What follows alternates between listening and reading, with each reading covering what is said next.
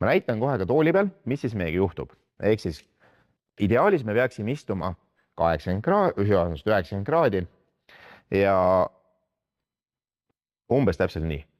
Tegelikkuses aga üks hetk meie selg vajub lössi, ehk siis tekib siis nii-öelda see kõverdumine ja me tegelikult üsna varsti hakkame ennast nihutama umbes sellise nurga alla, kus me tunneme ennast mugavalt.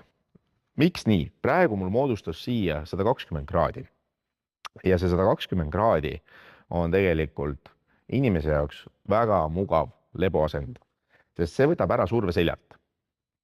Ehk siis 60 kraadi siit ja nagu näete, nüüd me ei pea hakkama enam selga kõverdama, vaid ta saab jääda tema loomupärasesse asendisse.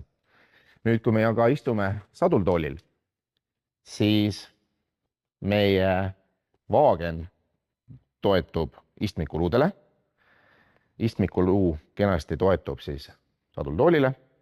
Nagu te näete, meie lülisammas on täpselt tema loomupärases asendis ja seetõttu ei teki ka selja nii-öelda maakeelises öeldes kõverdumist. Ja surved jaotuvad diskidel ühtlaselt ning seetõttu ei teki ka diski sopistumist.